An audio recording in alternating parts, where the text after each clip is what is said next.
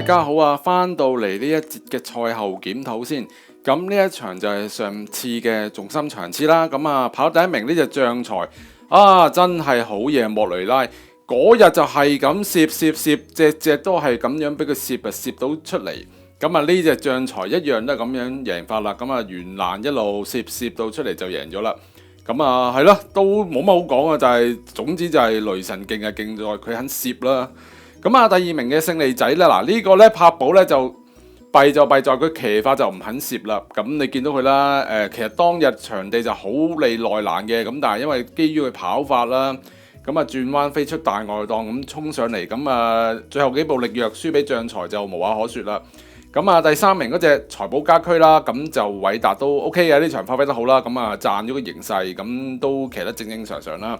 咁另外我提供一匹嘅重心英明神勇呢，我見佢都好似全程外碟咁樣啦，又冇乜心佢 cut 埋欄啊，咁可能都係留意有待啦，因為確實嗰日個形勢就真係唔係咁不利於佢嘅。咁程長馬嚟講呢，仲有一隻馬呢，大家要留意啊，跑第四名嗰隻精壯神進啊。咁呢隻馬咧，其實個狀態我見到一早已經操起咗噶啦。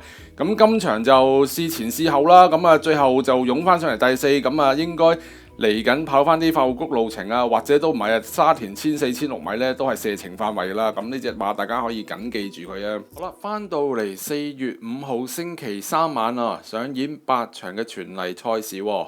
咁啊，大家記住係跑沙田夜馬啊，唔好入錯馬場啦。咁今次嘅重心場次咧就放咗喺第5場嘅4班1200米。咁啊，眼前呢個 FK 評分我哋又逐一隻馬評一評啦。咁啊，最高分嗰隻必博咧，嗱上場咧呢隻馬嗰個段速咧做得好好嘅。咁另外一樣嘢咧就係其實莫雷拉咧之前都操過呢隻馬嘅，咁但係上場就騎翻阿賽嗰隻百心之友啦。咁今次咧就攞翻嚟騎啦，咁就排12檔都好啦。咁我都覺得呢隻馬咧都係2個字噶啦，必搏噶啦。咁睇下搏唔搏到嘅啫。咁啊，次高分嗰隻咧就係情義相投啦。咁呢隻馬又係啦。咁今季唔定強咧，有好幾隻馬咧個狀態 keep 得好好嘅。咁呢隻係其中一隻啦。咁啊，你見佢有幾課操練咧出嚟都試隻馬嘅，咁個模式都立令嘅。咁唔定強啲馬係咁樣噶啦，單跳就好似冇乜嘢睇嘅，但係有操咧呢個馬房咧已經係值得慶賀噶啦。再數落去嘅勇冠多啦，呢隻馬就唔知點解贏完之後好似越跑越差咁樣嘅，咁今次啊笠翻個眼罩落去，咁啊睇一次啦，因為呢隻馬冇理由咁樣贏完跑得咁差嘅，咁但係呢場我就冇乜信心啦，咁啊我係睇佢點跑嘅啫。咁另外再數落嚟就開心旅程啦，咁呢隻馬就係本身跑長呢就應該唔得啦，縮翻落嚟短途就啱嘅，咁操練都操得幾好啊，狀態都有嘅，咁唯獨是考慮呢隻馬真係個能力有限啊。咁睇下今場跑到幾多啦。至於再數落去嗰啲英才啊，又襟又準啊，呢啲就真係我都覺得一般般嘅啫。嗱，今場嗰隻起賽呢，我見隔夜都有幾多飛嘅，但係大家留意呢隻馬呢，其實佢本身個跑姿唔係咁好嘅啫。咁雖然我見佢最近個狀態都幾好，但係因為你跑姿唔好呢，始終都限制咗你發揮啊。咁啊，成熱門啊，大家要小心啦。咁講咗咁耐，今場我重心係邊隻呢？就係呢隻天王巨星啦。咦，韋達喎，你咪話唔買韋達嘅啫？係，我係好驚韋達，但係今場我睇翻個賠率，哇，隔夜有10幾倍喎。嗱，最重要係講翻隻馬先。呢隻馬咧雖然陣上面未有個表現啊，咁但係咧你哋細心啲留意翻啦，佢試過2課泥閘咧個走勢好出色㗎。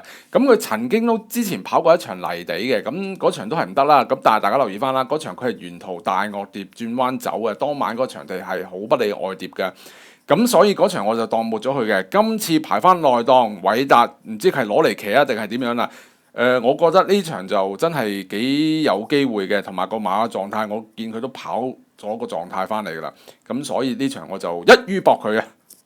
另外一隻馬我會留意就係呢隻側身馬廖氏如神啦。咁呢隻馬就今季初出嘅，咁但係我之前見佢試課泥閘呢。啊！呢隻馬都幾肯掠嘅喎，即係佢喺前面度走咧，佢喺度掠咧就唔想輸俾你哋其他馬喎，感覺上個鬥心幾好啊！同埋呢隻馬咧，佢嗰個出腳好純熟嘅，好似啲舊馬咁樣嘅。咁你見佢再單跳好兩課拍跳咧，又係頂住外邊啲馬嘅。咁呢啲馬咁有鬥心嘅，咁得唔得另外一回事啦，但係都值得我去掕你一票先啦。咁啊，嚟緊禮拜三晚泥地賽事，祝大家好運啦！咁啊，我哋下回再見。拜拜。